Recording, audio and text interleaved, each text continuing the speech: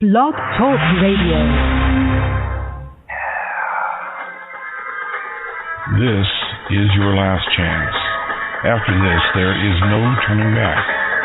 You take the blue pill, the story ends. You wait.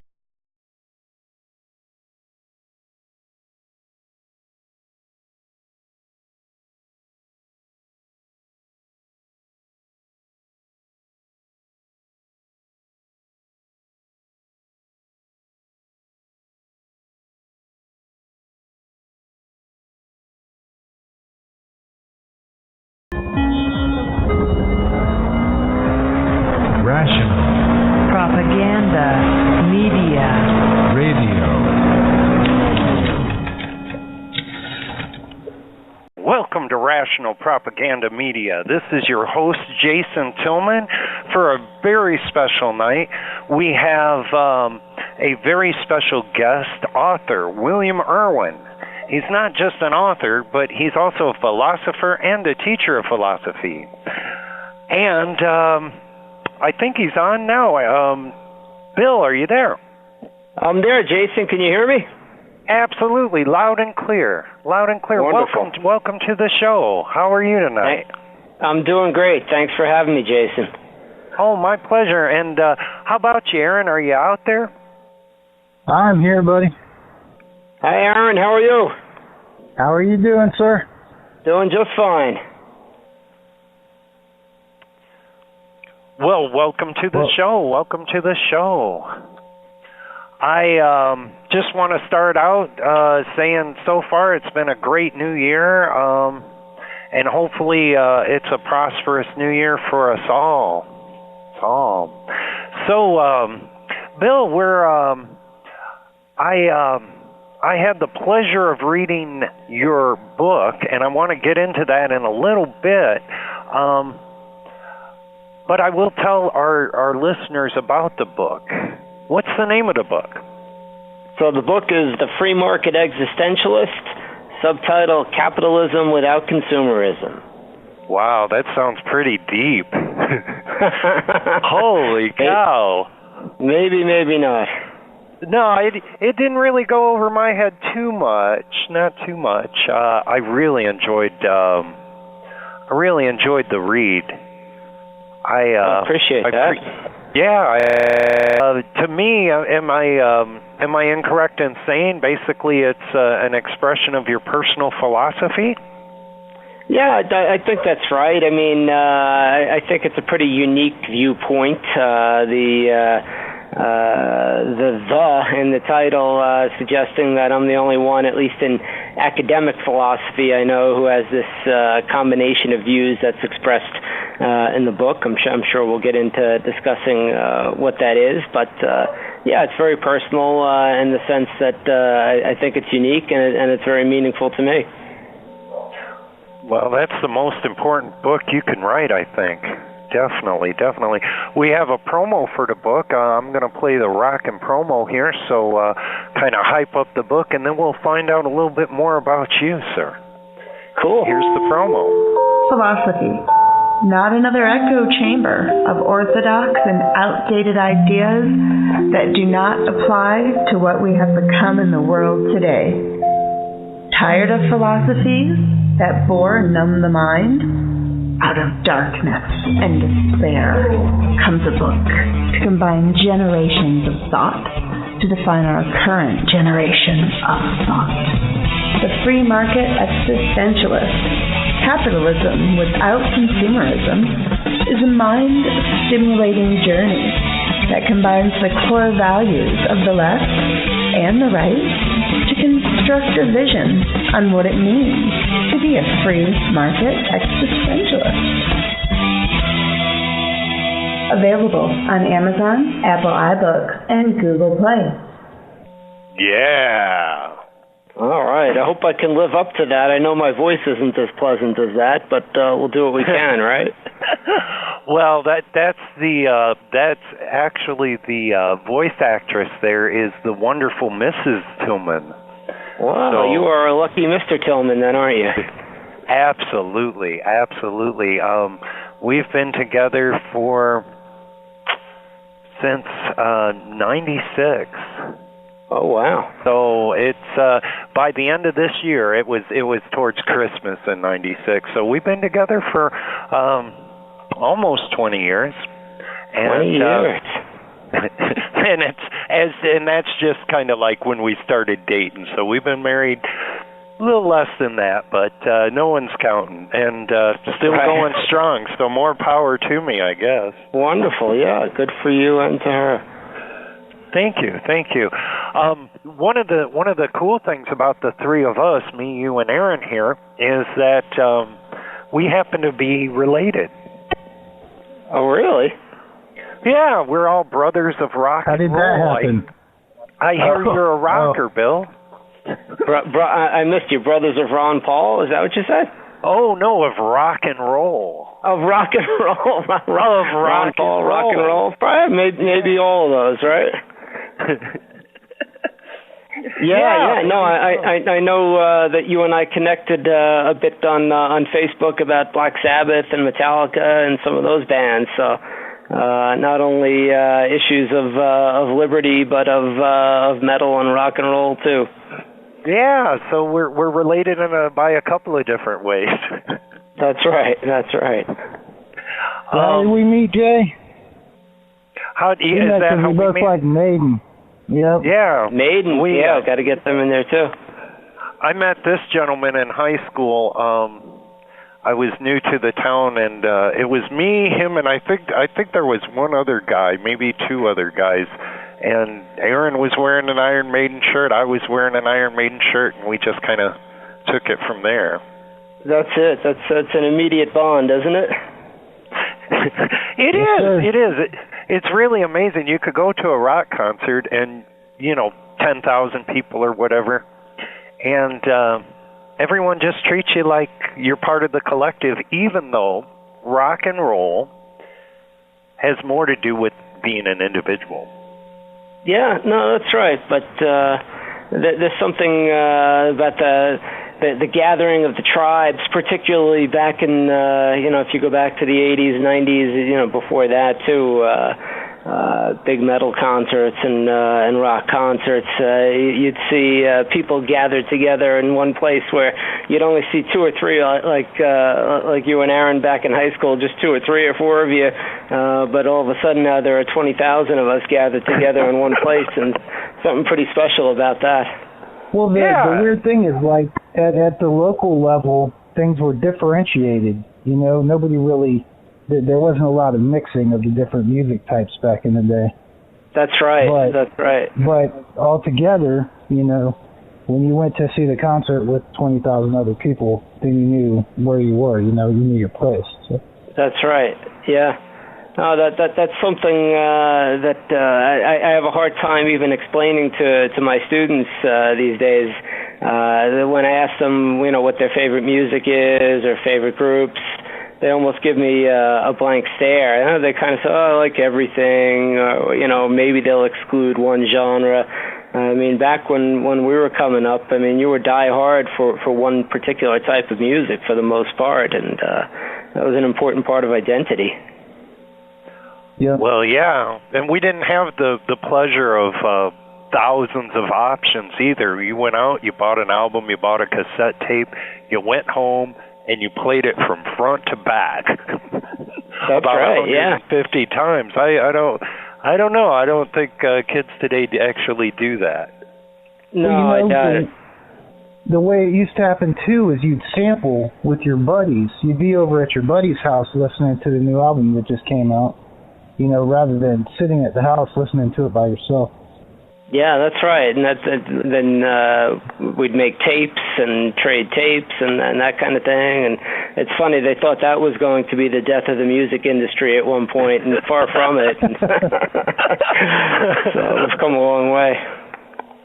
The other thing is, I remember when I'm growing up, 16, 17, I'd be walking through neighborhoods, and that's, just walking through the back streets, neighborhood, that's where I heard the first, or the most predominant Guns N' Roses album, Appetite for Destruction.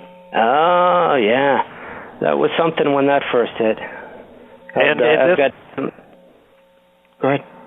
Oh yeah, and then the other thing I remember is and this kind of dates me a little bit younger, is when that duet from Ozzy Osbourne and Lita Ford came out.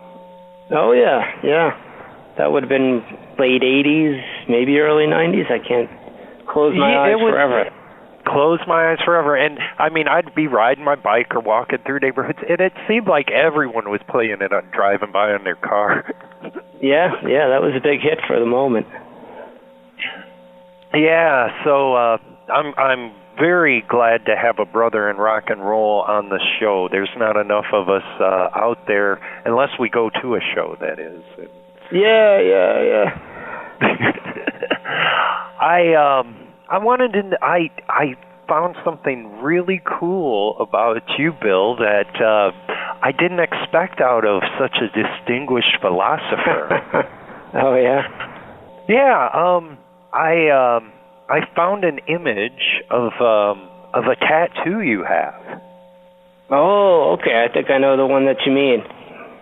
The Winged Victory? Winged Victory, right. So, Nike. It's, yeah, like a winged monkey almost.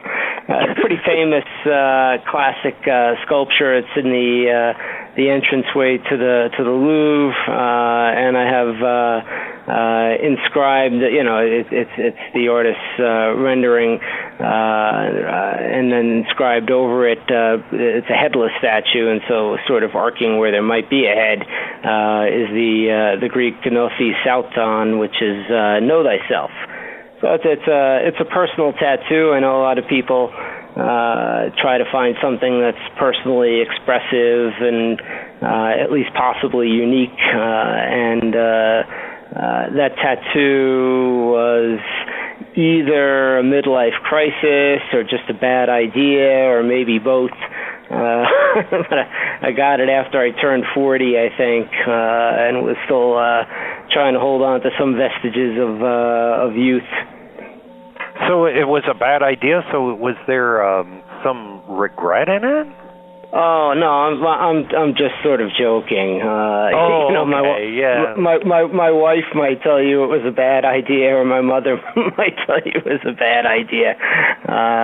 But no, I like it. It's it in some ways the way in which it captures something unique about me, I hope, is that it's a kind of a blending of high culture and low culture, right? So we take this epitome of fine art, this Greek sculpture, and this important Greek phrase, and then make a tattoo out of it. And that kind of fits with my approach to philosophy, in as much as I've done a lot of popularizing of philosophy, taking it and combining it with movies and TV and stuff like that. So that was the personal connection there. Oh, yes. We'll get into that soon. You are the king of pop culture and philosophy. Well, I don't know about the king, but that I've put a lot of energy into it anyway. You're the king in my eyes. I don't know anyone else who had the cojones to do that. Do you get a lot of? Well, we'll get into the pop culture and philosophy. To me, this is really cool. I actually, Bill, I have to admit, I would have never known anything about existentialism. Oh, okay. Some of the philosophers that you read, or that you hold close to your heart. Right. If it weren't for one of your books, pop culture. Then the book was a success, because that's really the whole idea, that philosophy has just become this ivory tower academic study, and it really should be the furthest thing from that. And so with those kind of books, we're trying to combine philosophy with something that someone already knows about well, right? Whether it be a rock band or a movie or a television show or a video game or whatever it might be. Yeah, well, it definitely connected me into my inner philosopher, and it's kind of interesting because it seems like philosophy was something that was a part of me before I learned about it in academia. Oh, well, I'm glad to hear that, and I mean, that makes perfect sense. I mean, people sometimes have this scary sense of philosophy that it's some high and refined academic discipline, and really I think we're all philosophers. We're all born natural philosophers. Some of us make a career out of it, or a pursuit or a hobby out of it, but it's unavoidable for all of us, and that's the point of a book like whatever the pop culture and philosophy book is that you read, to kind of wake up your inner philosopher. I love that way of thinking about it. Well, when it comes to philosophy, I've always thought about it as like man's attempt to understand the mechanisms of life itself, Yeah, other than of course physics and stuff like that. So. Sure. That makes perfect sense, right? I mean, lots of the ways that you might define philosophy can end up sounding almost a little bit like science or physics, and it's really just a difference of methodology rather than experimentation and empirical testing. Philosophy is most often dealing with subjects like the meaning of life, where it isn't the kind of thing you can run an experiment for, and so we have to come up with alternative methods of arriving at answers. Yeah. Logic. Is logic a big concept in philosophy? Oh, sure, yeah. So, I mean, logic and reason are really the tools that the philosopher has at his disposal for trying to sort these things out. I mean, not that other areas of study and science don't use logic as well, but it's really a key to philosophy. Okay, and philosophers can get even so crazy with philosophy that they even question philosophy in itself as being legitimate while being philosophical.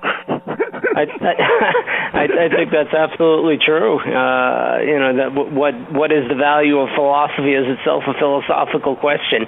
So, and sometimes you see a scientist who will come out with a quote disparaging philosophy, but almost inadvertently, even the scientist is engaged in philosophy and asking the question of whether it's valuable or not. Now, I may not agree with the conclusion that he arrives at, but nonetheless, it's sort of unavoidable. It's an honest philosophy, even though you may not agree. Yeah, that's fair enough. Okay. And I want to just get back to that tattoo for a minute. Two things. I am not familiar with this winged victory. What is it? The winged victory of Samothrace? Oh, yeah. Okay. So, isn't that a representation of Nike? It is. You got it right. So the Nike or Nike, the sign of victory. So they don't know in this particular case exactly what the military battle was that it was made to commemorate, but this is just a typical kind of statue that would be made to commemorate a military victory. And I was about to say you do know it, but then Aaron filled in the blank for us there. Yeah, you already do know it with Nike or Nike, which of course is one of the most famous brand names in the world. I started as a classical history major, so. Is that right? Yeah. Well, you know it well then. And this I found out that this statue has been around since they estimate about 200 to 190 BC, so before Christ. Yeah. So it's an ancient one. The amount of sculpture that's preserved from that time and place is, understandably somewhat limited, but that's a pretty fine specimen. Oh, it's beautiful. I found a bunch of pictures. I've used it in the slideshow a little bit. and I'll use it in the slideshow and the video, definitely. Was it, what I want to know, I didn't look this up or anything, was it built without a head and arms? No, the understanding is that it would have had the head, and it's just that's the state that we have it in. Okay. And yeah, I kind of figured that it probably cracked and had problems after a while. I kind of like having it without the head, though, because the way it's reproduced in my tattoo, it's as if you're looking at it, and the question or the injunction is know thyself, and instead of being shown a representation of a head, you kind of have to think for yourself, how do I fit into this? Who am I? Yeah, so know thyself, that sounds like an important words to live by. And especially in philosophy. And I think that's one of the things that I think is very important in philosophy. A lot of people, they get so wrapped up in their lives and what they think that they need to do with their lives, they don't take the time enough to kind of really get to know themselves and be your own best friend. Is that kind of the idea behind that, know thyself? Yeah, I think that's a nice encapsulation. So the phrase itself goes back to the oracle at Delphi, and we've all seen a kind of fictional recreation of the oracle at Delphi in the first Matrix movie, which features an oracle that has some similarities to the oracle at Delphi, and actually even that phrase "know thyself," it's written in Latin. Oddly enough, in the Matrix in the Oracle's kitchen, but it would have been written on the wall at the Oracle at Delphi. And in some ways, I kind of find that as a little bit of a joke or a warning, because the Oracle was certainly taken seriously as a religious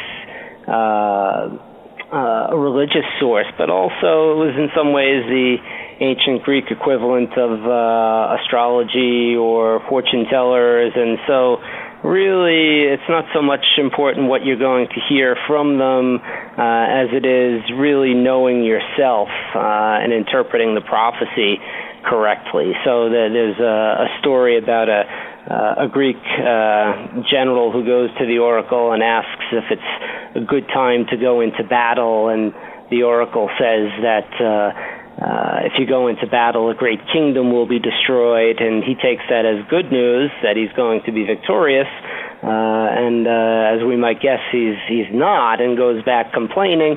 And of course, the oracle's response is that I didn't say which kingdom or which army would be defeated, and so if he had just really reflected on himself and his own strengths militarily and personally, perhaps he would have not decided to go into that particular battle. Okay. And, you tied the Matrix into it, and from what I understand, unlike a lot of your other pop cultures and philosophy, the writers of the Matrix actually used philosophy to come up with the Matrix. Is that correct? Yeah, no, that's true, right? The Wachowski brothers, or at least they were brothers back then, did indeed read a lot of philosophy and purposely built this kind of thing in. So the Matrix is probably the best possible example of this kind of interplay between pop culture and philosophy, because it's intentionally placed there. Okay. See, I would have never known that, but when I saw The Matrix, that whole concept, I think for days I walked around, looking at the world going, okay, am I in the world, or am I in some, tube being stimulated or something, Right. Yeah. So, that idea goes all the way back to the philosopher René Descartes, and the idea that you could just be the victim of some kind of an evil deceiver. And oddly enough, in the 400 years or so since Descartes, it's become more of a legitimate possibility rather than less of one, just because of the development of virtual reality technology. Well, let's hope we don't get there someday. Yeah, let's hope we're not there now. I often, as silly as it sounds, I often question that. Well, it's impossible to disprove. That's the fun and somewhat vexing thing about it. You may have no good reason to think you're in the Matrix, but it's impossible to prove that you're not.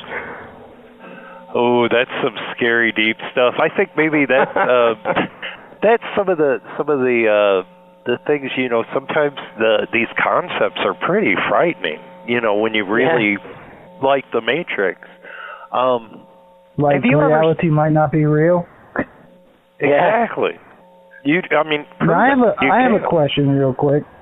Sure. The introduction of Eastern philosophy into the West seems to have just occurred over the last 50 or 60 years, at least, on a more a greater level, I guess you could say. Yeah. Now, what is the reason that Eastern philosophy made so many inroads into the West? Oh, that's a really good question. It might be. A lot of it goes back to the way you're dating it, Aaron, back to probably the 60s and the counterculture and, just kind of a tendency to question authority and reject authority and look for something else. So you have a lot of people rejecting the religion of their upbringing and even the tradition of Western culture and looking east. So that's probably part of it. But now you just said from the Now I did date it about 50 years, but was there Eastern philosophy that was extant in Western philosophy before that? Or was that actually so are you asking, is there Eastern philosophy that made its way into Western thought before that? Well, I know during the Crusades some of that stuff happened, some intermingling of ideas and stuff like that. But was there a period that East and West kind of came into fruition together at some point other than the Crusades in 50 years ago, back in the counterculture era? The first really serious Western philosopher to look at Indian philosophy, in particular Hinduism and Buddhism, was Arthur Schopenhauer in the mid-19th century. But a lot of it had to do with just even the texts of Eastern thought not being available, not being translated into the various European languages. There is precedent to it before 50 or 60 years ago, but I think you're right that's when it really started to bloom. Yeah, I remember reading Hermann Hesse's Siddhartha. Oh, that's a favorite book of mine, yeah. That's an awesome book, but I remember connecting to that, and then what was that? Something about archery. I read that book as well. Zen and the Art of Archery or something. Yeah, and Siddhartha goes back to the early 20th century, 1920s or 1930, I think, and Hesse's parents had been missionaries in India, so he had some indirect exposure that way, and then had visited India himself. And then one of his other great novels, Steppenwolf, kind of trippy psychedelic novel, was a big hit. Got a great name too. In the 60s. Yeah, Steppenwolf, right? I love it. Is that where the band got the name, I assume? I assume, yeah. Wow. Yeah, so when you guys say Western philosophy, I'm thinking Hinduism and... Oh, no, that would be Eastern, right? So when we talk about Eastern, we talk about Buddhism and Hinduism and Taoism. Yeah, right. So anything coming out of Greece and Rome and Jerusalem, for that matter. Okay. I got a little confused back. Is Jerusalem truly West, or is it kind of like a middle philosophy? Well, that's a good question, right? It's so much the intersection of different cultures and creeds, but just in as much as so much of Western culture from the fall of the Roman Empire onward anyway, or even before the fall of the Roman Empire, is Judeo-Christian in its orientation. We could see Jerusalem as one of the fonts of Western culture. Okay. That is correct. Oh, I'm sorry. Go ahead. Oh, I was wondering, because there seems to be some correlation between Western and Eastern philosophy that a lot of people don't take into account, like the existence of warrior monks, and stuff like that. Yeah. I did a lot of studying on the Knights Templar. Oh, okay. Well, I was raised in Catholicism, so of course, Sure. But it seems interesting that there's a lot of correlation, but a lot of people seem to just separate the two. But the philosophies seem to have similar lineages, I guess. No, I think that's right, and it's even some of the seminal figures occur around the same time. So anywhere from 600 to 400, of what we would call BC, you have, in the West, Plato, Aristotle, Socrates, and in the East you have Buddha, Confucius, Lao Tzu. So it's kind of remarkable that they're beginning around the same times, the two traditions in philosophy. They're asking a lot of the same questions, and there are some archetypes that you find in common as well, like, as you mentioned, the warrior monk, among others. So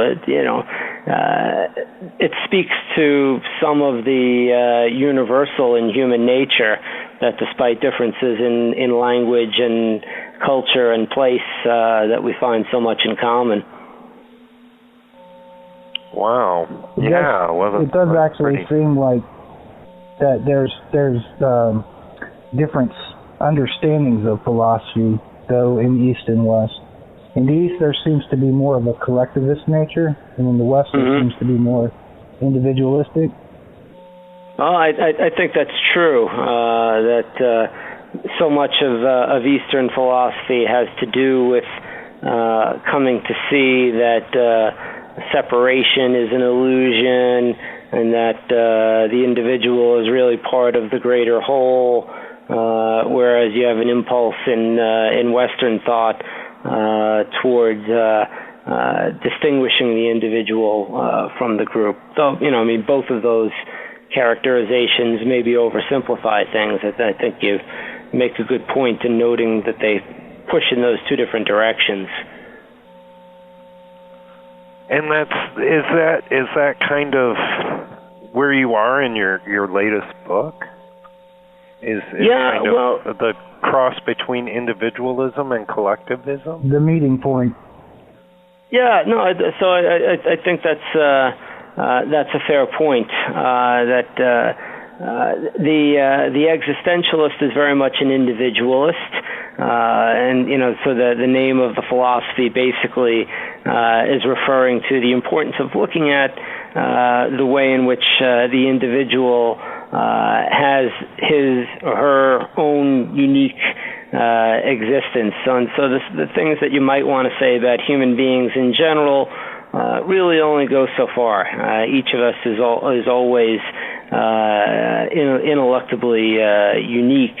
And of course, it's not that we're completely separate from other people. We live in society, and so it's a kind of great tension or struggle to figure out how we preserve our own unique individuality while at the same time playing nice with others. It's rock and roll, man. That's it. Yeah, that kind of gets us back to what we started with, right?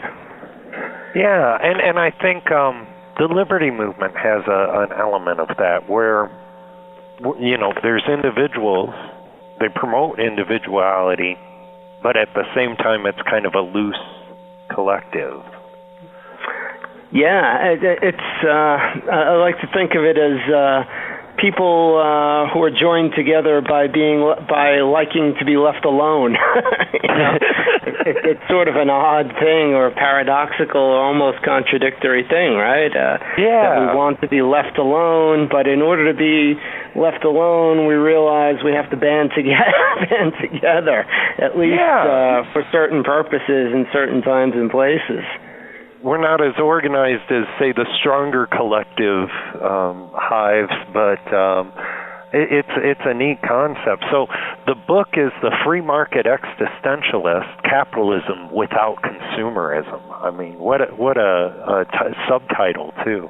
Capitalism Without So in that subtitle, basically, it leads me to believe that your thoughts are the problems with capitalism. Everyone wants to blame capitalism for the ugly side of human nature and say, it's not the ugly side of human nature that we've had to deal with throughout all of history, but it's all the fault of this ism here. But, that's a nice way of encapsulating it, really. People look at consumerism, right, which is this kind of addictive drive and desire to derive your own self-worth and signal your worth to other people by what you buy and possess. And there's no doubt that there is an element of that in contemporary American culture and society.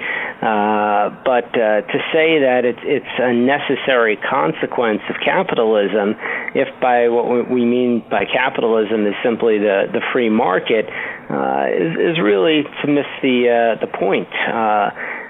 It's a temptation, and to my taste, too many people fall into it. That they just mindlessly consume and peg too much of their own self-worth on how much money they make and what toys they can buy to signal how much they think they're worth. But it's quite possible to advocate free markets and all of the benefits that flow from free markets in terms of prosperity and choice that it makes available without being a consumerist.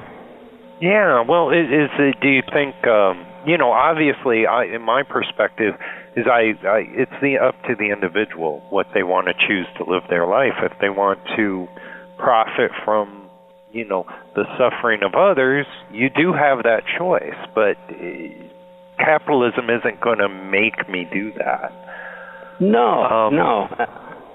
It will give you the opportunity to do that if you want to, and it may be tempting, but it can't make you do anything. And this is part of what's really at the heart of existentialism, is this idea that we have complete freedom, as we might speak of it in terms of free will, but with that comes complete responsibility.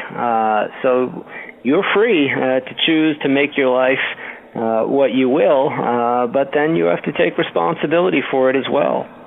Can I just but blame the opposite's also true, isn't it? I'm sorry, Jay. It's the opposite. I was just going to say the opposite's also true. If you don't want to have any responsibility, then you give away all your power, basically, or freedom.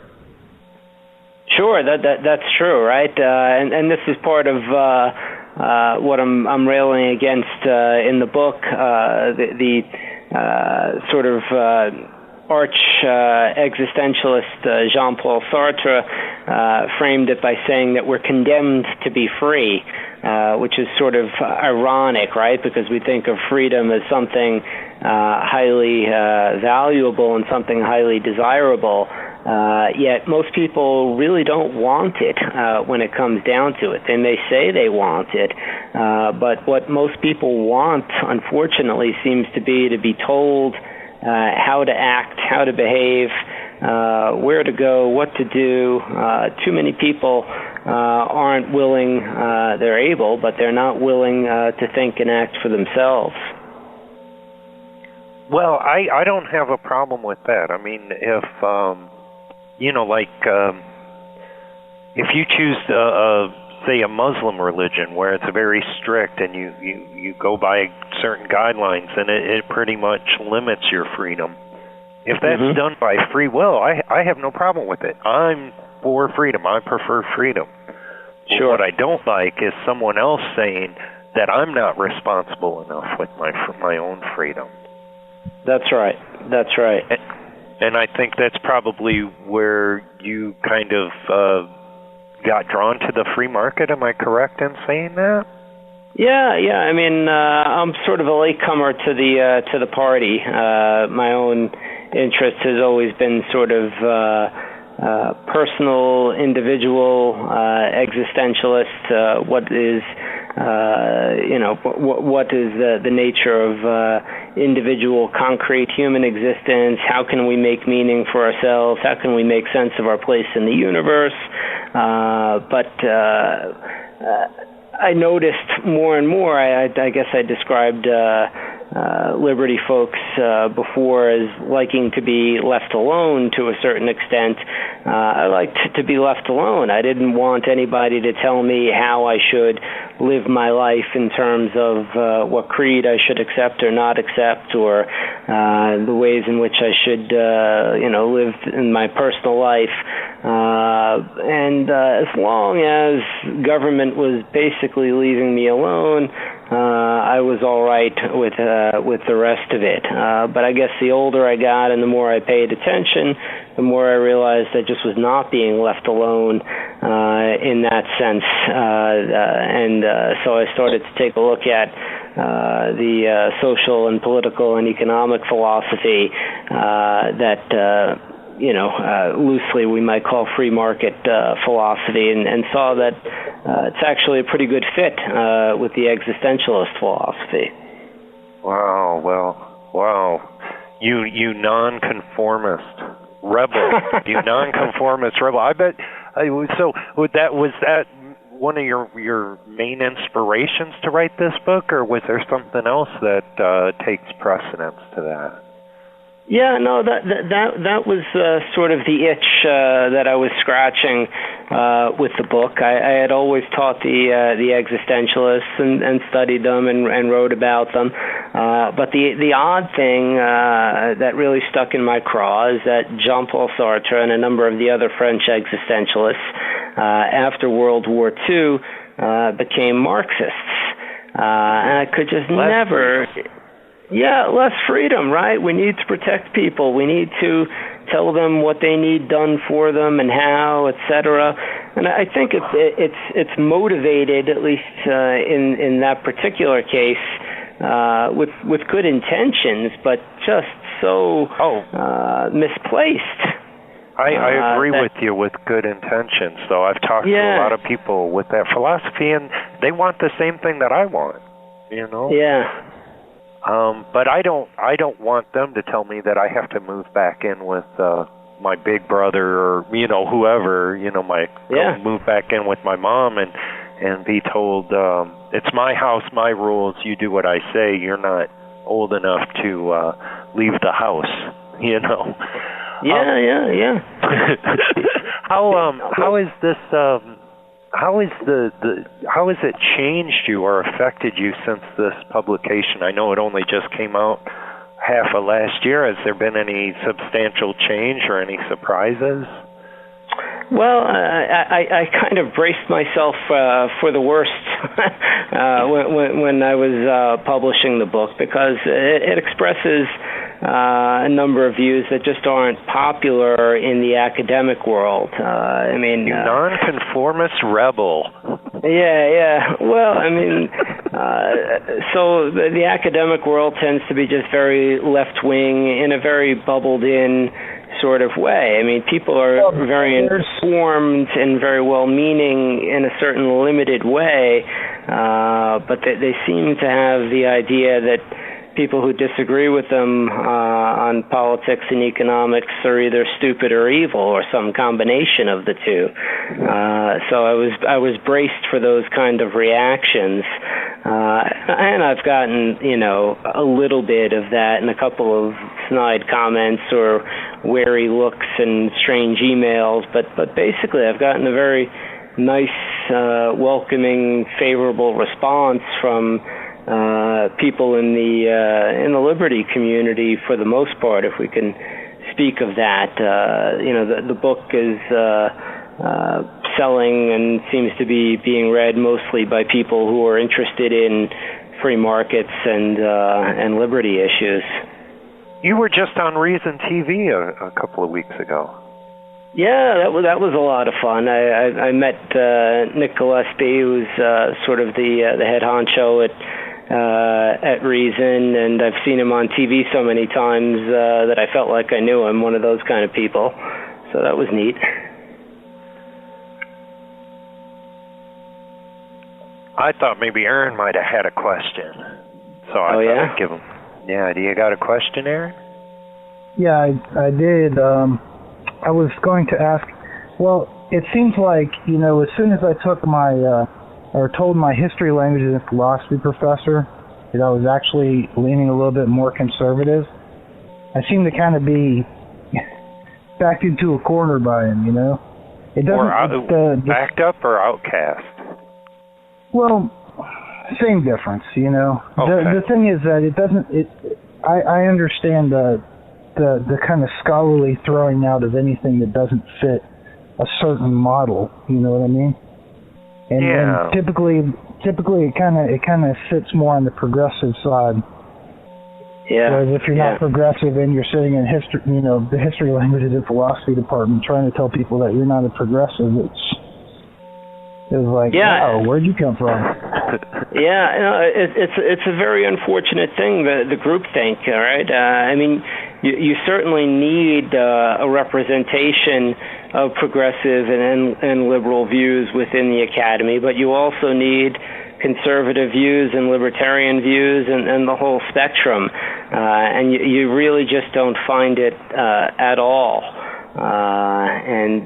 There's so much talk in colleges and universities about diversity, by which is usually just meant diversity in terms of race and ethnicity, and in some cases gender and sexual orientation.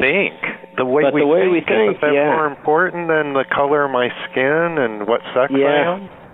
Yeah, so I mean that's really one of the very unfortunate things about the academy these days, and to survive in it well, it seems to be that there's no place for dissenting opinion, and I thought that was all that that was what it is about, trying to get in there and learn new things and stuff like that. But without dissenting opinion, it's really hard to learn unless you learn just in a linear fashion. Yeah, no, it's completely contrary to the spirit of what the academy should be, and there's no easy fix to it, unfortunately. Well, that's the one thing I do enjoy about the liberty movement people that I have met, is they're pretty open-minded. Now, I will say, they are open-minded to let you be free and to think what you want and live your life as long as it's peacefully. But they tend to do the same thing when getting confronted with a Marxist or a collective. They tend to stop that liberty thought if you're a progressive. All of a sudden they alienate you. Not everyone. So it must be something in our human nature, but in walks the free market existentialist. I think that's what I really found. I can't really criticize your book. I was looking for ways to criticize your book, but it just seemed like if you were open-minded enough to try to understand where you were getting at with it, seems like the logical conclusion, just like Aaron described. In his own way, he may not believe in the exact same philosophy or the same belief, but he's kind of a free market existentialist. He sees one philosophy that's supposed to promote something, but in practice, they actually reject it. Yeah. Well, I mean, I appreciate your kind words about the book, and just honest. If I thought it was crap, I would say it was crap. So, well, that makes it all the better. Well, I just mean to say that the idea with the book is is just to put an idea out there, right? Kind of say, maybe a new idea in the marketplace of ideas, right? It's not for everyone, but it's it's an idea I hope is at least worth considering, right? Well, and people like to box themselves in an echo chamber of their own ideas, which I am totally against. I figure I can listen to whatever. I could go see Noam Chomsky and say, right. Okay, I like Noam Chomsky, but I don't really agree with most of what he says. But I have an idea. Bill, would you ever, if they ever make a movie about you, man? Yeah. If they ever make a movie, would you ever consider me playing the part of you in the movie? Yes, I would. In fact, Okay. I promise that you can play that part. Oh, I got a promise. Well, maybe you should hear how something like that may go, though. So why don't I give you my why don't I give you my well, yeah, let me give you my oh gosh, I can't even think about it right now. When an actor goes out and he tries out for a part, the audition. Let's the audition, yeah. Let me give you my audition. I have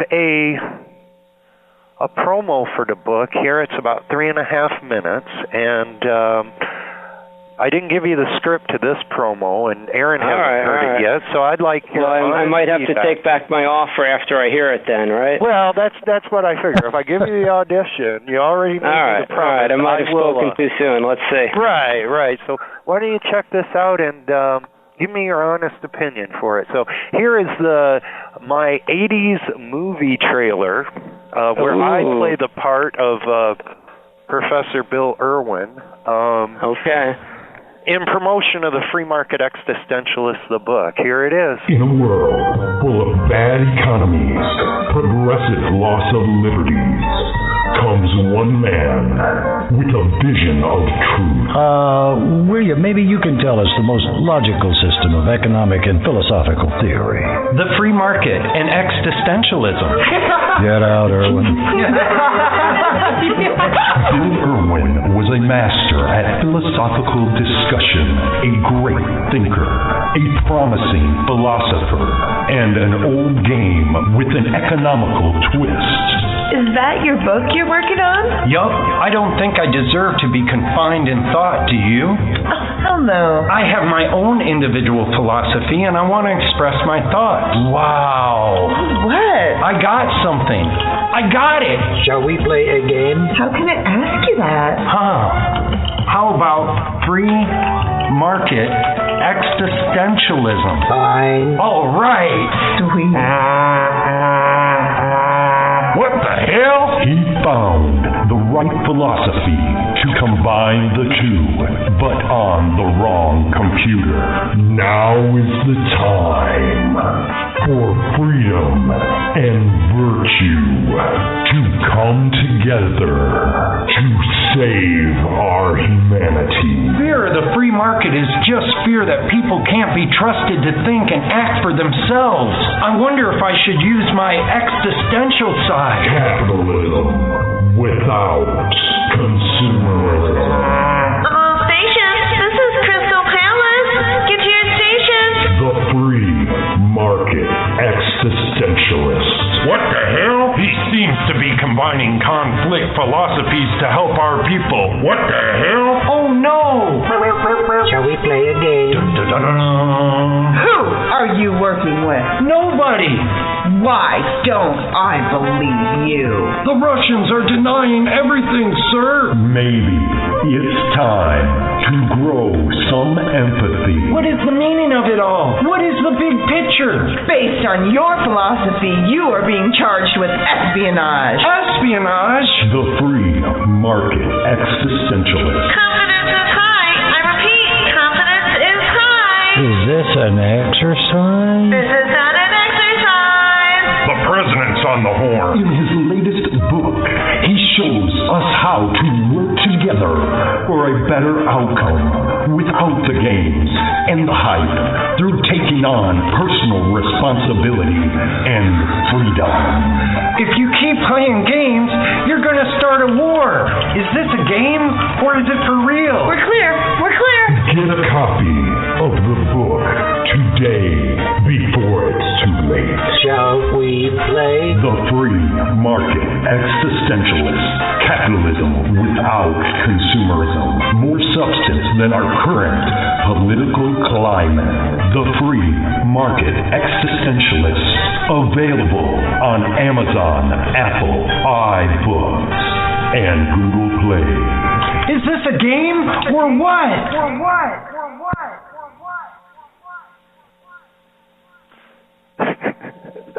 You got the job. You passed the audition. Oh, I got it. Yes. You got it. Awesome. Now all we need is a movie studio.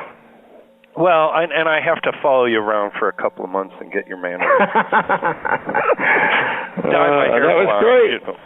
That was a lot of fun. War Games. That was a classic. You caught on to it. Okay. Oh, sure. Did you catch that? Oh, I was hoping you'd catch that. I'll be sure to send you a copy. You're free to use. Awesome. I think my political philosophy falls on open source, if that makes any sense to anybody, because I don't like you say you're the only free market existentialist. I feel like I'm like the only open source philosophy thing. Do you have any thoughts concerning open source philosophy, like open source economics, medicine, ethics, media, digital content, and open source politics? People actually run under that. Science and engineering. Do you have any thoughts on that, Bill? Well, this is the same sort of concept that we see with open source software. Is that what we're talking about? Yeah, but open source software is basically a license that allows me to make whatever. I throw it out there in the world. If you can improve on it, you improve on it, you throw it back, and we just kind of build on that. And that's where we get wonderful things like Wikipedia, Open Office for one. I prefer LibreOffice. Okay. But I think I see a much bigger picture. Like, let me give you one example. I mean, it's a huge. If you really see the concept, it's quite huge, but nobody seems to get it. I'm like, we're living in the millennium. We have all these wonderful tools. We're in the year 2000 when the future is here and everyone's still in the 1950s. All right. If the city isn't, we voted down a bunch of bonds here in Tucson. So our elected officials go, I don't understand why no one wants to pay for the roads. Don't they want the roads? Right. Well, why doesn't someone open source it? Why don't we crowdfund repairing of the roads and cut the city out of it and get our freedom back? Yeah. Well, it's just becoming more and more possible to do all that kind of thing, right? Because of the internet and the way in which, I mean, the Wikipedia thing is just amazing as a kind of a template for that. The amount of time and energy that people put into editing and writing on Wikipedia without even being paid to do it, just because they find it fulfilling and rewarding. And you mean they don't get $15 an hour for making the greatest encyclopedia probably that we know in history? It's amazing, right? I mean, and nobody would have predicted the success of that. And that, you're probably right that supplies the template for all. I mean, we know there's been plenty of great open source software, and I hadn't thought of. You mentioned crowdfunding as a kind of open source as well. I mean, there are just all kinds of possibilities that opens up. Why do we need money in politics? If we have that technology. Go ahead, Aaron. Well, I was just going to say that the internet seems like the intersection of individualism and collectivism. Yeah. Ooh, that's. I mean, it's voluntary, right? I mean, we associate with who we want, how we want, and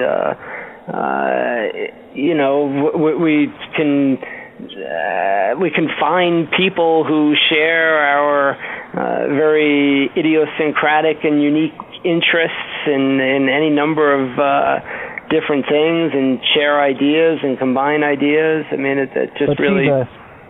it's like the idea of Wikipedia is collectivist, but the individual goes on there to find what information he wants to find. Right. And it's all done on free will. Exactly. There is, I want to bring this up real quick. There's something called open source ecology. Open source blueprints for civilization. Basically what it is they give you information on how to make tractors and water pumps and everything that you need to build a civilization, but you don't have to buy it from John Deere.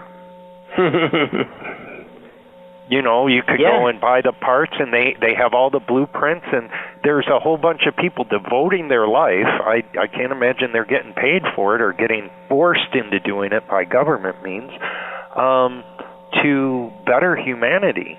And it just seems like, I guess we got to go a couple more generations before people realize the importance of that and the empowerment and the freedom. Yes. I was just going to say that I have been actually watching a YouTube video on putting together my own 120 to 24 volt transformer for a power supply unit that I'm building. So it's very interesting how you can actually, you can teach other people the applications that you understand of different things on the internet. Yeah, I know, and I guess maybe it's just tradition. I guess it's just tradition, but something tells me, I guess kind of like your book, Bill, a logical conclusion would be that if you want freedom and you want that individual, you have to step up and you have to take that responsibility. But I want to kind of wedge ourselves into a little break because we're past the halfway point. And on that note, I just want to give an update on the Jordan Page thing. There's no, we're going to have Jordan Page come to Southern Arizona, and we haven't quite pinned down dates, but we do have two different locations, one location on 4th Avenue and a possible location in Sierra Vista at the Veterans on Patrol, which is a homeless camp run by veterans in order to go out and seek out any homeless veterans that might need help that are living in washes and bring them into the camp and use their skills to actually help other homeless people, whether they're veterans or not. And it's quite again, it's not anything that's funded by the city, that's not done in force. It's something completely, it's basically on the open source or free will or freedom philosophy, kind of falls along those lines. And I'm going to try to get Jordan Page to play at these two different events here. So, sounds great. Yeah, so I want to play another, last week we played a Jordan Page song from a concert he did here in Southern Arizona. And we're going to play the next track tonight. Jordan Page, if someone's not familiar, if you're not familiar with him, he's a musician who brings music to politics back together for the cause of liberty and freedom. He does it, I call him a modern-day folk musician. I hear progressives say, what happened to all these politically charged, folk and songs? Well, Jordan Page there. Because he specifically questions authority, unlike any artist heard today. Jordan is someone who thinks for himself and is unwilling to compromise himself to no man, kind of like us three. All right. His stage presence of this performer, he doesn't tell any lies. He's a traditional folk artist in whatever his inner philosophy is, he brings it out to us in music. And yeah, it's just so I'm going to play a tune. We're going to take a break. And this song is called "Listen," and we'll just listen and see what Jordan Page has to say about the song. This was from 2004 in Arizona. So we'll be back in a little over 7 minutes. I don't know if the word "unfortunately" is appropriate, but kind of unfortunately, the very next step I took was diving headfirst into Alex Jones. And into the deep end of the pool. And I watched the film Endgame. Anyone ever seen Endgame before? I actually couldn't get through the whole movie in one sitting. It was terrifying to me. And but this song, I think, was a product of that and America, Freedom to Fascism and Creature from Jekyll Island, all at the same sort of time. This is called "Listen."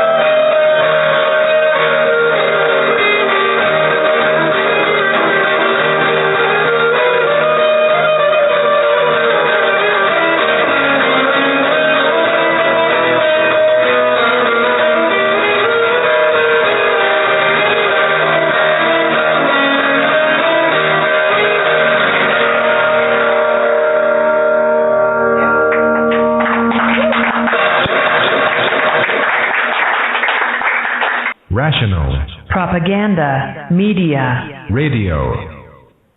And we're back. Woohoo! Jordan Page. So that is a live performance, raw, uncut, a small taste of what a being live at a Jordan Page concert is like, except, of course, it's a lot different if you're not there. So, very cool. That had a real edge to it. I hadn't heard Jordan before. I like it. Oh, he is super talented, a wonderful entertainer. So even if you may not agree with his politics of on that song, it was obviously an anti-war and self-defense kind of song where he is not going to submit to authority. Mm-hmm. And he's a very peaceful guy. I mean, even though he's in his heart as free as everybody else, he uses that freedom for good things, to play music and not exploit people or start wars or do any of those other things that freedom is blamed for doing. So, Jordan Page, he should be here. We're thinking February, maybe March. Rational Propaganda Media is going to get the exclusive for Southern Arizona and even Northern Arizona if Northern Arizona gets their act together. So, before we continue with the interview, Bill, are you familiar with the concept of rational and non-rational propaganda? Well, no, I guess I'm not. I got this concept from Huxley. Aldous Huxley. Sure. He did a paper, I think, I'm bad with dates. I'm thinking in the 60s. Okay. It was called Brave New World Revisited. Okay. Where he took a look, and it's not a fiction like Brave New World is, but he took a look at 1984 and Brave New World and in the current, situation with the U.S., and he came up with this concept that non-rational propaganda is propaganda that's put out there that the masses will eat up and they'll support, but it doesn't benefit them. It actually will benefit a small minority. Sure. Where rational propaganda is propaganda that's put out there that actually benefits the majority, and they agree with it. So I guess in my view, one of the things, whether I agree with your philosophy or not, I would definitely deem it rational propaganda, meaning how you feel about how economics and our politics should go and how things is something that's designed to, that freedom of free market is something that's actually designed to benefit our larger majority. Yeah, no, that's a really nice distinction to make, right? Because you think of propaganda as almost always being of that non-rational variety, right? That it's put out there to serve somebody else's interest and kind of just infect the minds of other people. And I kind of took that to be your meaning with the title of the show. I didn't realize the Huxley reference, that there's truth to be put out there, and that the truth is really to the benefit of everyone who will pay attention to it, and it doesn't really serve to benefit any kind of privileged group or class or anything like that. Yeah, and so I guess that's why I elected to name the show that, because I think it's very important when looking at concepts or ideas or what someone's trying to sell me, is to kind of remind myself of that kind of, well, is this going to benefit me? Is this going to benefit my neighbor or the larger majority? Or is this just going to benefit, a small minority, whether it's, in the case of your book, It seems like you're trying to combat this thinking that, big government, they're the minority, and Marxism, in my mind, gives all our capital and resources and power and control to this small minority that, in Marxism, ideally, you're supposed to give all that power to a moral minority. Mm-hmm. And how do you find a moral minority? It's rare, isn't it?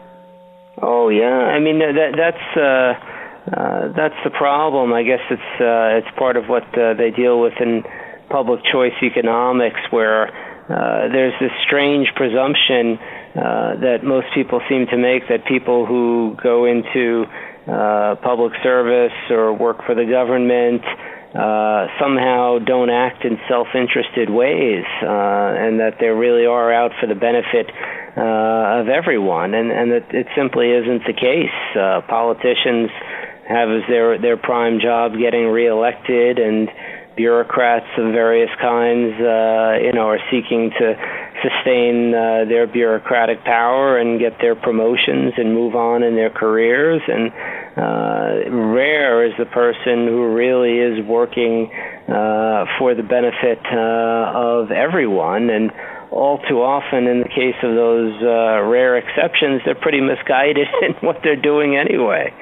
It's so much better, to work on our own. I was just musing a little bit more about your enthusiasm for open source and the kind of voluntary cooperation that involves. So much, right? So much can be covered that way. And in fact, before the rise of the welfare state, so much was done that way. There was so much more done in the name of charity, and there were so many kind of private insurance and friendly societies that were very much like what we're talking about as open source and the kind of voluntary cooperation among individuals forming a loose collective. And I have to be optimistic and think that more of that is in store for the future. You were lamenting a little bit that people don't get it, and I think I can see where you would form that view, but I think more and more younger people or college students who I interact with regularly really do have this mindset that everything can be done through this sort of voluntary interaction online. So much of their lives are lived that way that I think there's some reason to be optimistic there. Well, I do have to agree with you. Sometimes I dive down that hole of pessimism, but I do see it too. I do see it too. Like I mentioned, Veterans on Patrol. What a great story that is. It is, and again, my pessimism kind of goes in to the point where I have this concept that when you start an idea, like say the birth of the Tea Party or the birth of the Occupy movement, this isn't involving party politics as much as just the concept of, when you start something and it's pure and you got a moral minority, it tends to be really a good thing. But once an organization or something good grows to a certain point, it seems to be co-opted by evil. So in some ways, when you're mentioning that, I'm thinking back to the very beginning of our conversation this evening with some of the music that we like and grew up on, and you can see it in the trajectory of certain bands' careers where they're doing things completely on their own terms, and then they begin to kind of change their sound to please a certain segment of the population, and sooner or later, they're like Spinal Tap playing to 3 people at the county fair or something, I love that analogy. I love that analogy. Well, it's still pretty cool. Hey, you know what? I got to get into this. I really want to, we've talked about your new book, but I want to get into, just before the show ends here, the popular culture part of it. The book that you inspired me to think a little more critically about, or dive into the, I want to say, philosophy propaganda. Propaganda, I use the term... Rational propaganda, right? In my mind, propaganda is everything. I mean, like South Park.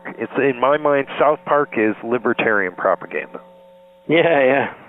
It's, propaganda is not a bad word. It just describes, putting out information there to me. Yeah, right. That's all that it is.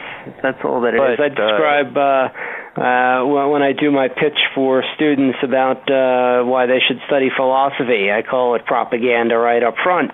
And I invite them to analyze what I've said critically and, wonder about it. Does it serve their interests or my interests, and all that kind of jazz. So I'm on board with you with propaganda. Okay. And I'll be sure to share that Huxley paper with you. I'll get you a link. Oh, yeah, that'd be neat. Sometime in the next couple of days. But you caused my interest with Black Sabbath and philosophy, mastering reality. Yeah. And the understanding overall on how Sabbath relates to existentialism was kind of their depiction of how absurd the world is. Yeah. So, we see that really running throughout. The book focuses largely on the Ozzy era. When Geezer Butler was writing most of the lyrics, but Ozzy had a hand in some of it as well, and just the absurdity of life, our frustration with our attempts to make our way in the world, the despair that we encounter, the oppression that we experience. And I was thinking about this when you were talking about Jordan Page and introducing him before the break, because really, what better way to react to a world that you find absurd and frustrating than to make music, right? Which is what Sabbath does.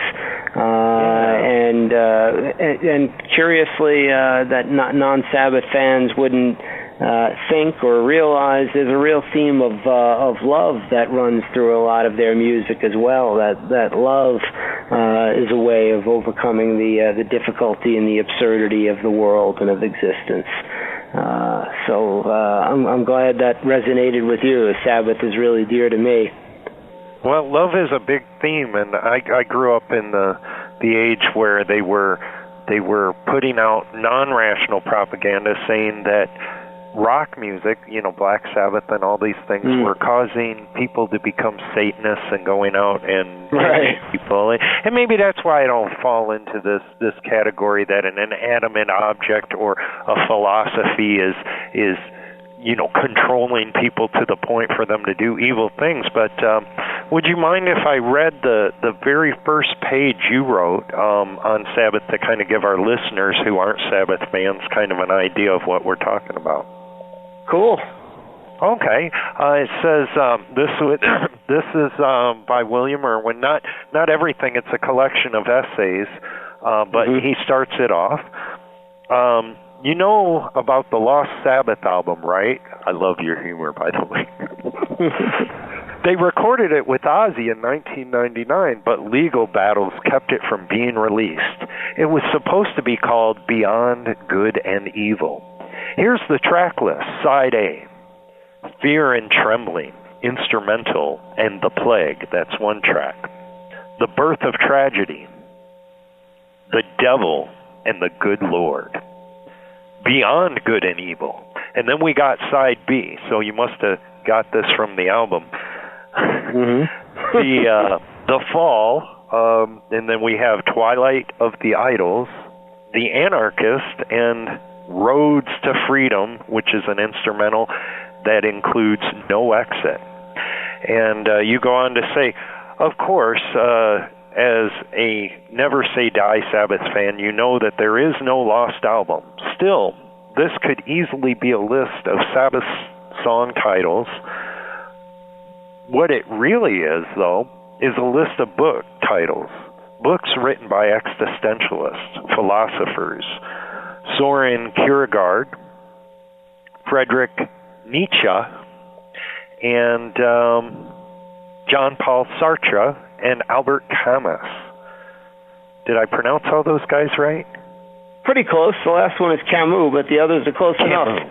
Okay, Camus. well, the only reason why I know that is for years and years I've been pronouncing them wrong. But no harm, no foul. As you go on to say, as the titles indicate, the existentialists like Sabbath play with dark, macabre, and blasphemous themes. So what is existentialism? And then you kind of break it down from there, and that's the start of the book. So if you're a Sabbath fan, I definitely recommend checking out the book.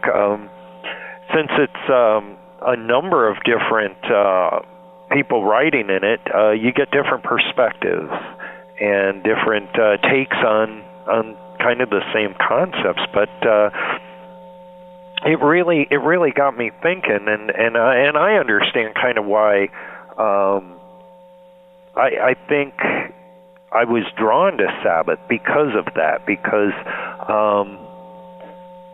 for personal reasons. I grew up with an alcoholic mother, and when I was younger, and naive, I didn't know any better, I didn't understand the problem, she would convince me that it was my fault that she had an alcoholic breakdown, or whatever you want to call it. I tend to call it Dr. Jekyll and Mr. Hyde. And as I got older, I'd listen to her words, and then I would start trying to look for logic, reason, and reality, and try to rationalize what the truth was. It really my fault, and kind of go into it and make sure that I was walking on eggshells, that I make sure that I wouldn't do anything. And then, of course, in my rebellious teenage years, it all came out. And so that was kind of, I kind of already naturally kind of had that kind of how absurd life really is, because a lot of people that I grew up with couldn't relate to that.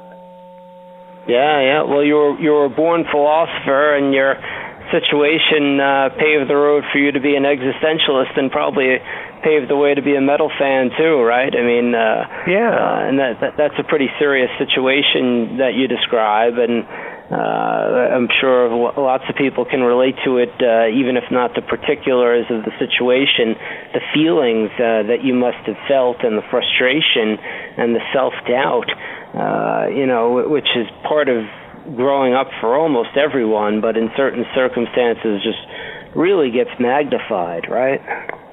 Yeah, it does, and so and to listen to Sabbath, and to listen to, they grew up in a very poor town. I think Ozzy said that at times, he didn't have shoes.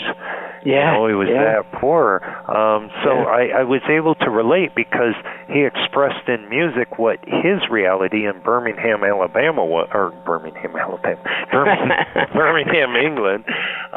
That's closer to Aaron. But he expressed what they were experiencing in life, which was kind of a little closer to kind of how I see life. But it's I think it's very hard for people to understand that absurdity, because it's a very scary place for most people. Most people, you kind of let them know how your perspective of life might be with that kind of absurdity, and they're like, no, it's not that way, and they shut their ear, and they kind of have, I guess, what's described in psychology as cognitive dissonance. Yeah, I think you really have your finger on it there, right? That there are kind of two main reactions people can take to the absurdity and the frustration, and one is to turn and hide from it, really, and it amounts to a certain amount of self-deception, right? Where and you have this cognitive dissonance where you believe sort of contrary things, or you can face it head on and try to make sense of it. And that's really what Know Thyself and the whole impulse of philosophy is about. And you know, I think that a lot of the problem that I have with people too often is not that I think that they're bad people, or even that they're uninformed. They might be, you know, good people and well informed in many ways, but there's a sneaky self-deception that goes on, which really seems to me to be the root of a lot of problems, both personally and then manifesting on a larger scale socially. And it's not even outright dishonesty where it's like, you know, cheating on your taxes or something like that, where, yeah, all right, you caught me, I know I did it. It's so much more subtle than that people don't even realize that they're engaged in self-deception. And that's actually one of the issues that the existentialists take up and speak about. Its opposite is authenticity, right? Being the real thing, being genuine, facing reality and taking responsibility for it. But it's very difficult to be 100% authentic in that sense, and the temptation is really there to hide from it. And too many people don't even realize that they're doing it. You know, it's possible to fool anyone, and the easiest person to fool, unfortunately, is oneself. And know thyself. And something I didn't bring up about the non-rational and rational propaganda. One of the key things that can kind of indicate in the individual, or you can see it in others, is they buy into the reasons why they buy into the non-rational propaganda is it's driven by passions. So it's basically, in my mind, you know, what that means to me is like anger, hate, emotion, being kind of like drunk on emotions. I see that a lot with kind of what your book, your latest book is about, where people are so against capitalism that they can't consider what you have to say because they're so angry, because they're so blaming it for all the problems in the world. And when you're charged up on anger, it's like being drunk.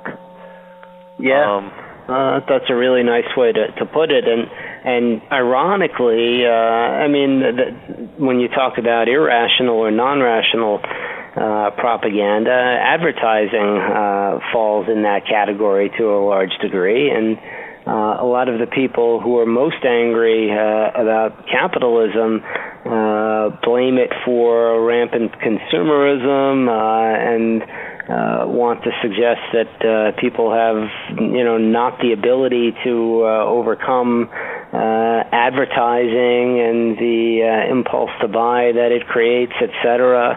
And it's true. I mean, you and I in our discussion here with Aaron are recognizing that as well, that it's powerful, right? That it triggers emotions, etc. But this is part of what philosophy is about, is recognizing that your emotions and passions can lead you astray, and getting reason and logic back in charge of driving the bus. And I think maybe that's why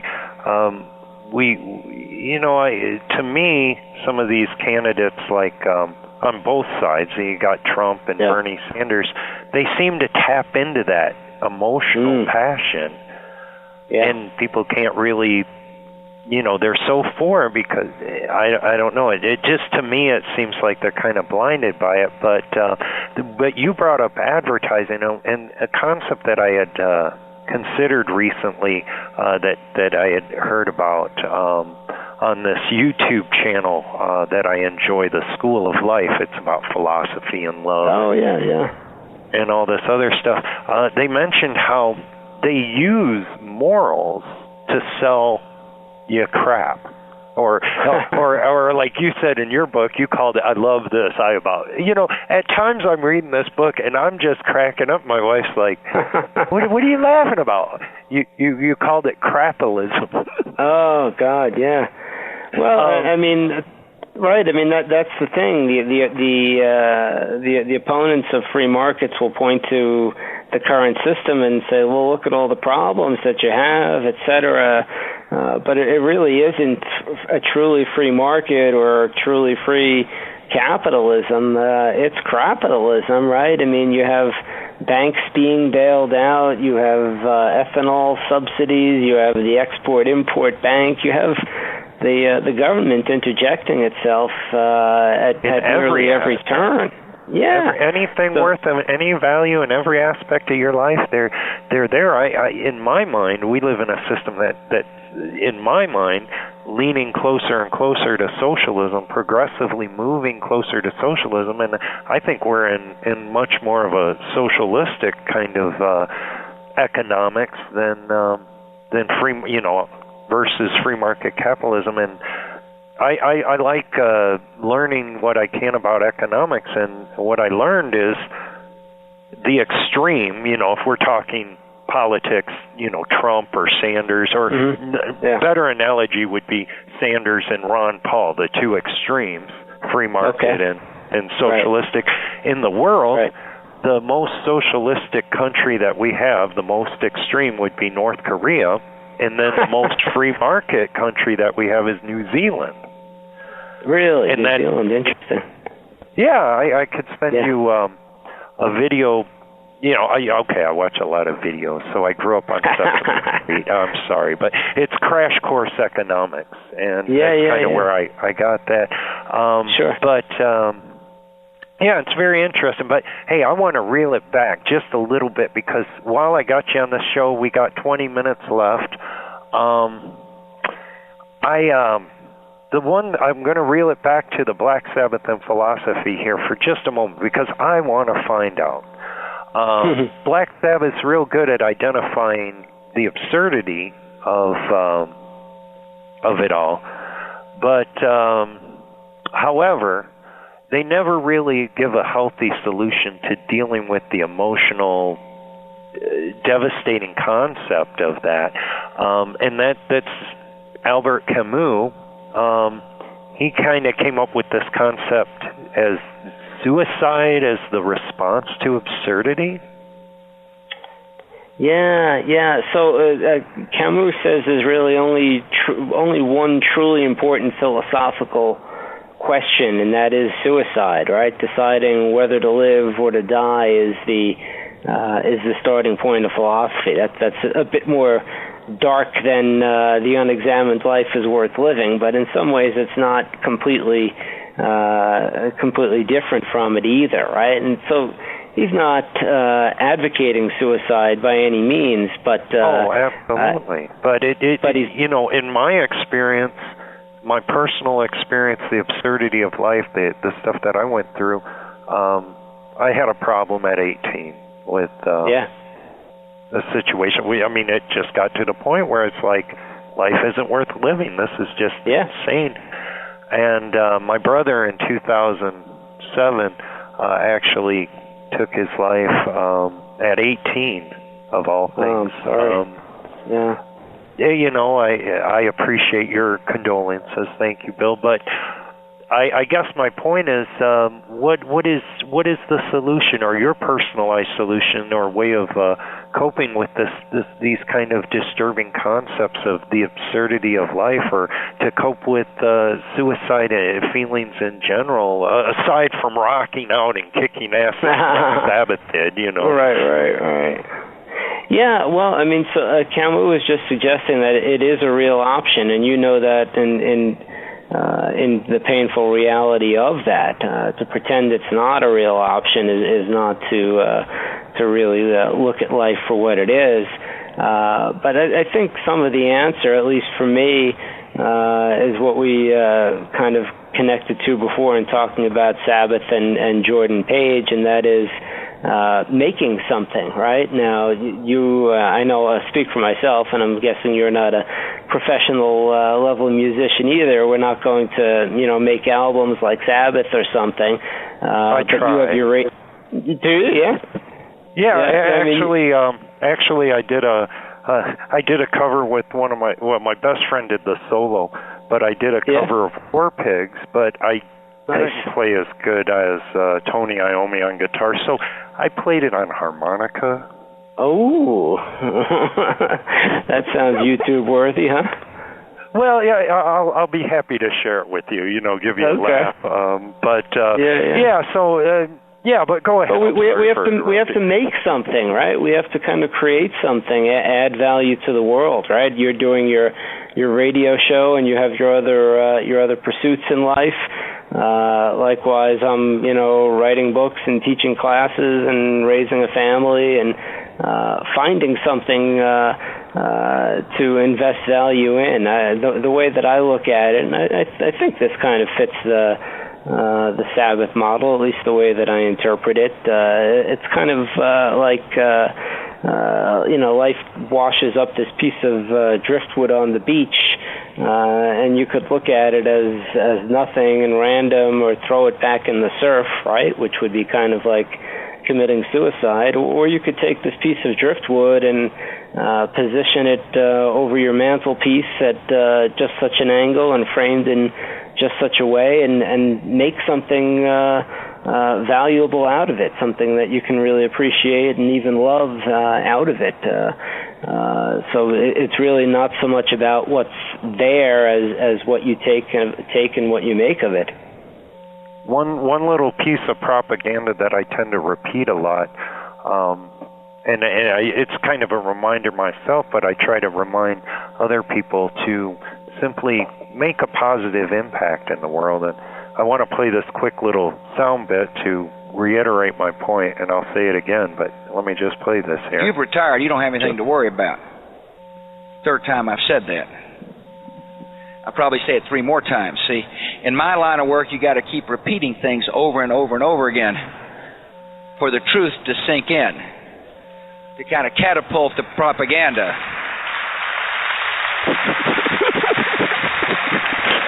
My bad attempt at humor. So, Bill, I want to totally thank you for definitely, devoting your life. I mean, obviously, you could have done something different, made a lot of money, helped a lot of people suffer and exploit people, but you've made a positive impact in the world. At least you have in my life. Well, and it's mutual. It's great to connect this way. So, again, I'll probably say it again.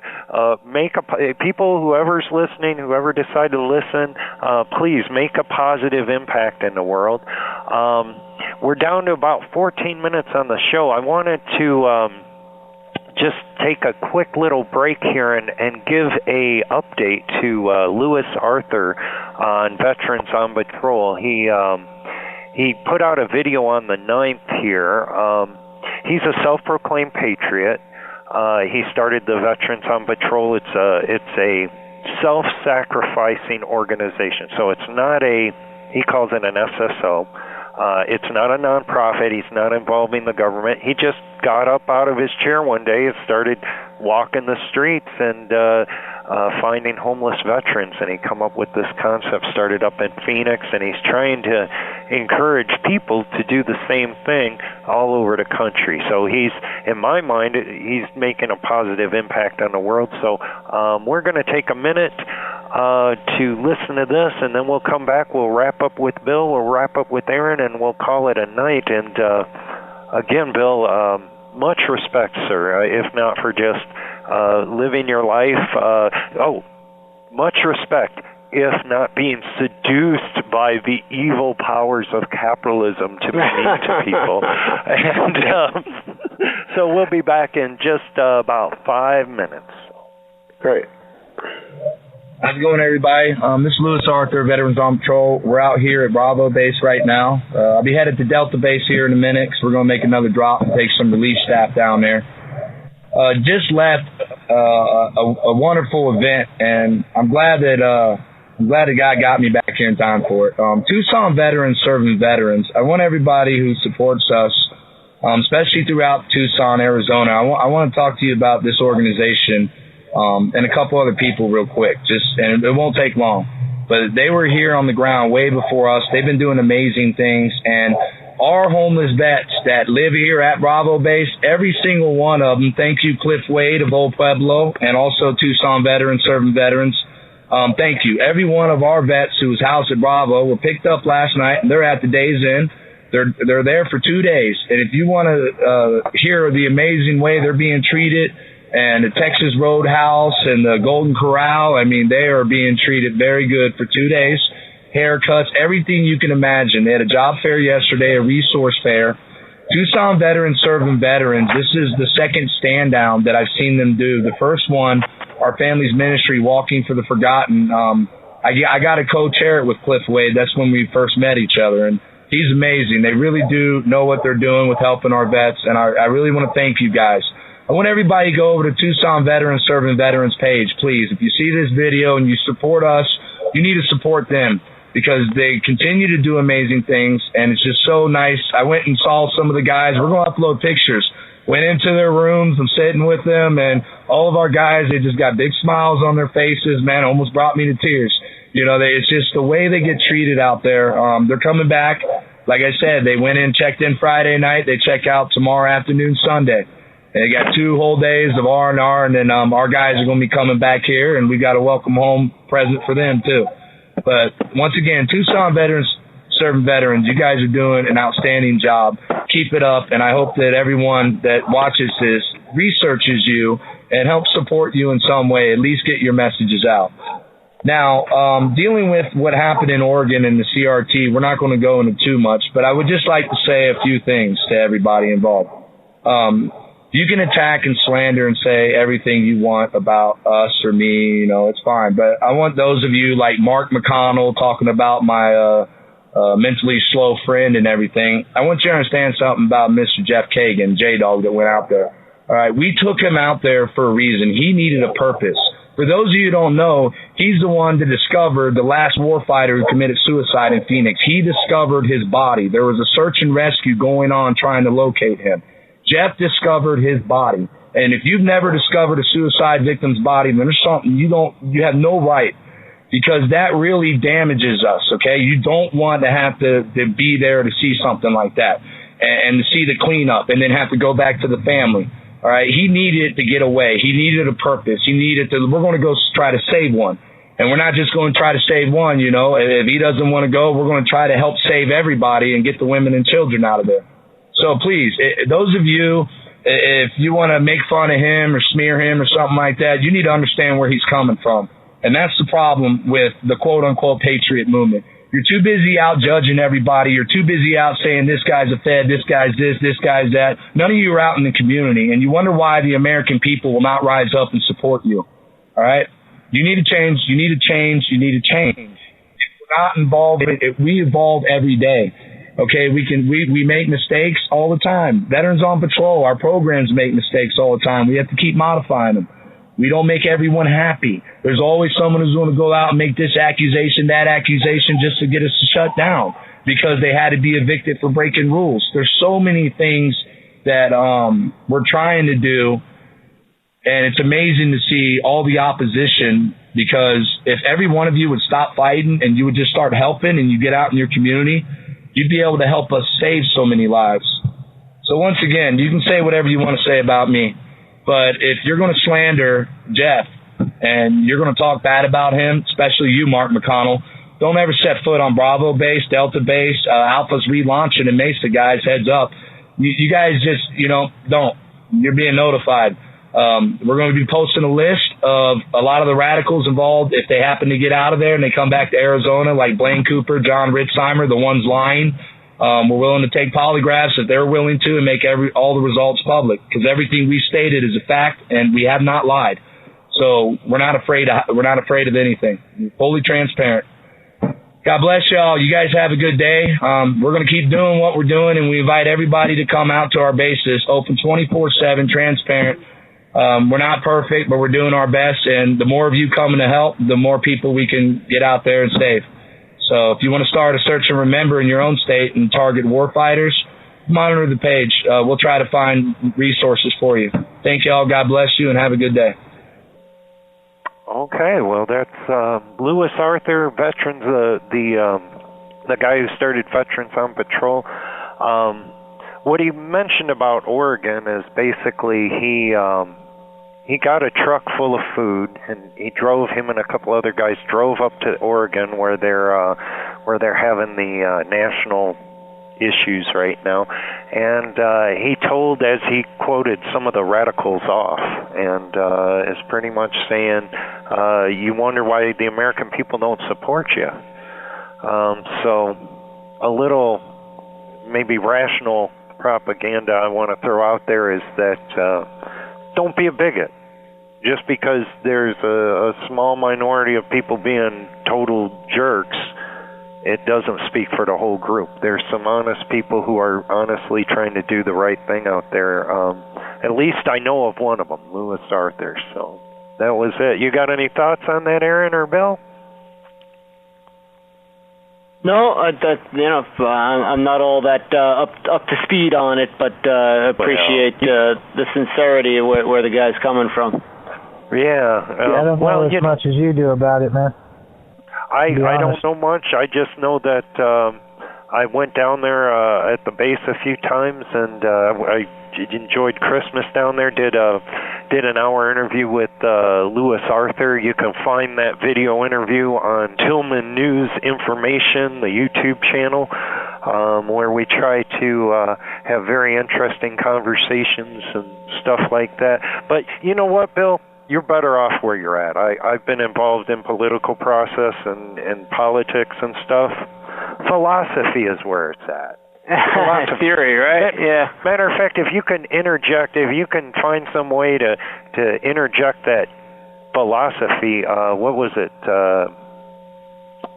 into politics, it was Plato.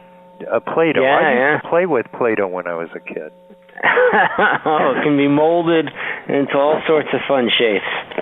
Well, the fun shape that he told me is something about how philosophers should be politicians or politicians should become philosophers. Yeah. That's I don't know. That's kind of a dangerous idea when you mandate it, and based on the well, not mandated. I prefer freedom, sir. So I'm not mandated. But go ahead. I'm sorry to interrupt. I'm sure. No, but Plato would have mandated it. That's the problem.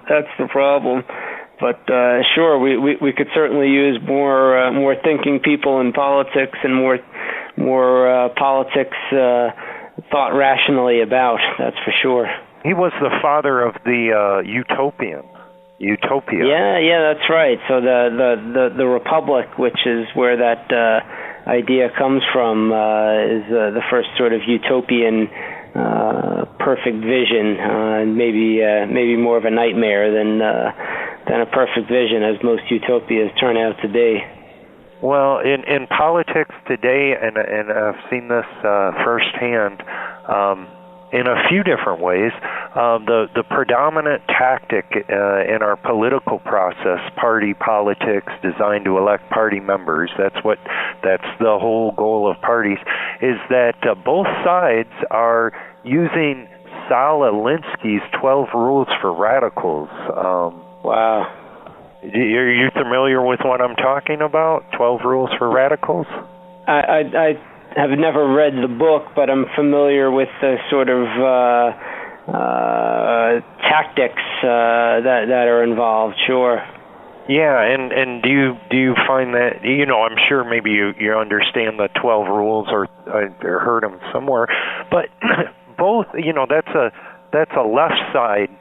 Saul Alinsky's way on the left, but the right side is using it to deal with the left side, and I couldn't think of a more unrational or non-rational philosophy to try to elect quality leaders devoted to positive change in the world of my politics. It just seems that it just doesn't pan out with philosophy and logic to me. No, it's kind of an infectious disease, I think, too, in the sense that I mean, you know this sort of gamesmanship that party politics plays, and it's drama that's played out on the 24-hour news cycle. So much in front of our eyes that I just see it in Facebook culture and in people's everyday exchanges. It's just a nasty, nasty thing. Instead of wanting to open-mindedly hear out the other side, learn from the other side, perhaps change your own mind about something, it's all about tactics and ways of taking down the other side, and really unfortunate. Well, in my perspective, it's about freebasing your own emotions, the own chemicals that you release in the brain that makes you drunk and more susceptible to non-rational propaganda control, and being so emotionally wrapped up in your hate and anger and all these chemicals that come naturally to the point where you will force your will on others while speaking out about being forceful to others, where you'll point in bigotry. I know. We got a minute and a half. I just want to talk to William all night. William, you're always welcome on the show. I hope you get a new book and come back. You were talking about Plato earlier, but Plato said that talking about philosophers being in charge of the government, but technically we already have political philosophers in charge of the government, and look at how messed up it is. If the left and the right are both political philosophies, then technically they're political philosophers. They're just getting drunk on Saul Alinsky's rules for radicals. Well, we got 60 seconds, so you know what? I didn't do the normal wrap-up because Bill is such an interesting guest. Bill, listen, fucking rock on, dude. You fucking rock. Yeah. I'm sorry using the cuss words. Oh, I'm not politically correct. Maybe I offended someone. I think I've heard that one before. That's fine. It's been a complete pleasure. Thank you so much for coming on, and good luck to you in the future. And Aaron, thank you so much for being a wonderful co-host. And everybody, thank you, make a positive impact. Yeah, great talking to you guys. Hope we'll stay in touch and keep doing all your good work. Definitely. Well, here's the outro. Have a good night, you folks. Thank you very much. Thanks. Bye, guys. Bye. Rational. Propaganda. Media.